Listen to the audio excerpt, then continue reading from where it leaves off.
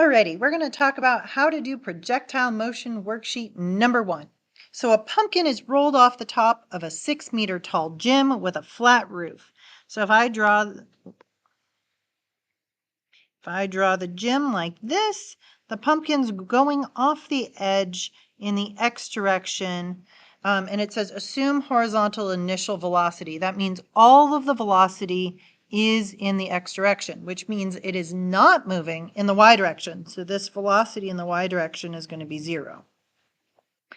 And then my starting position in the X direction, I'm also going to make 0 because I'm going to measure how far it moves to the right. And it says it is rolled off the top of a 6-meter tall gym. So I'm going to call the top of this 6 meters. And the bottom, I'm going to say, is 0 meters. So that means I'm going in the negative direction. So I'm starting at a height of 6 meters and I'm going to 0 meters.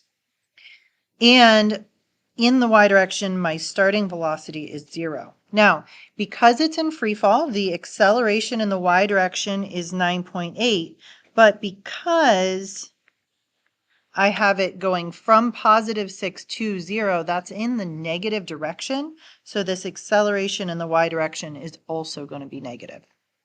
Then it says, how fast was the pumpkin moving if it landed 5 meters away from the side of the building? Well, that means that it's going to go toot, toot, toot, toot, toot, all the way down, and it's going to land at a distance this way of 5 meters. Now, I want to make sure you realize that the ball's not going from here to there. So if I want to talk about how fast it's going or the direction it's going, that does not match projectile motion. I instead need to actually figure out how fast it's going at that point in the X direction and the Y direction. So instead, let's see, I'm going to fill in this 5 meters here for the final position in the X direction. And I'm going to remember that in the X direction, it's not getting pushed or pulled. So my acceleration in the X direction is 0 meters per second squared. And so now I'm going to recognize that I have enough information here to find time. So I'm going to use the Y direction to find time. So if I look at my 3 equations, I need to decide which equation to use. Well, I have y and y naught and v naught y. I also know that the acceleration in the Y direction is negative 9.8. So the ones that I don't know is I don't know time, and I don't know the final velocity in the Y direction. So the first equation is great because the only thing I don't know is time. The middle equation, not good because there's 2 things I don't know. And the last equation is not going to help me find time. So I'm going to use the first equation. And I'm going to plug in the numbers I know. And 0 times anything is 0, so that'll go away. And I'll move the 6 to the other side by subtracting. And 1/2 times 9.8 is 4.9. Then I divide both sides by the negative 4.9. And then I'll square root both sides. Now that I have time, now I can plug that into the X direction. So now I'm going to write the X direction equation. And I'm going to plug in the numbers I know. So I have time now, so I can take this time and plug it in for these. I also know that the acceleration in the acceleration in the X direction, this is 0. So anything times 0, this is going to go away. So then this I can ignore. And I'm going to divide both sides by the 1.106. And now I have a v naught x. Okay, so now that I have the velocity in the X direction, the starting X velocity, that means that that goes up here. And then what I'm going to do is I'm going to remember that the acceleration in the X direction is 0. So if it had a velocity of 4.5, it's going to still have a velocity of 4.5 meters per second because nothing is pushing it in the X direction. Oh, and I can take time and I can stick it here. And while I'm doing these calculations, I'm going to make sure that I'm going up in my calculator to click all of the numbers so that my answer is more precise.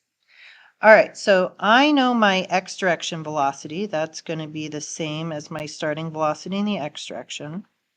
And now I just need to find the velocity in the y direction. Well, I can do that one of two ways. Now I can use this middle equation, or what I'm going to do instead is I'm going to use this third equation, because if I did my calculations for time wrong, I don't want to do the next calculation wrong too. So I'm going to go ahead and write down this equation. And instead of delta y or triangle y, I'm going to use y minus y naught. And then I'm going to plug in the numbers I know. So the Vy at the end, or the velocity in the y direction at the end, I don't know. The starting velocity in the y direction was 0. My acceleration in the y direction is negative 9.8.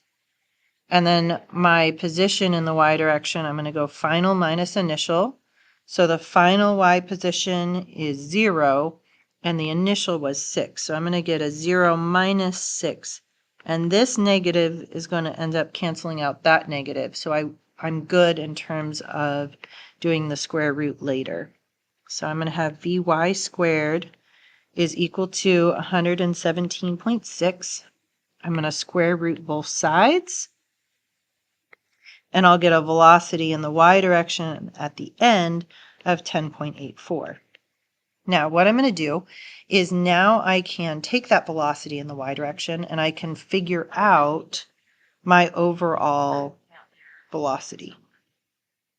All right, so now I have the velocity in the y direction is 10.84, the velocity in the x direction is 4.18. And I'm going to use Pythagorean theorem to find the overall velocity. So I put in the numbers and I add that together, square root both sides, and I get an overall velocity of 11.748 meters per second. And so that's your overall magnitude of the overall velocity when it hits the ground. Then to find the angle, I need to do trig. So I'm going to do the tangent of that angle is equal to opposite, which is my Vy, over my hypotenuse, which is, opposite over adjacent. So this is Vx. The opposite of tangent is inverse tangent. So I'm going to go ahead and do that to both sides to get this inverse tangent to cancel out tangent. And I get 67.38 degrees. Let me know if you have any questions at all.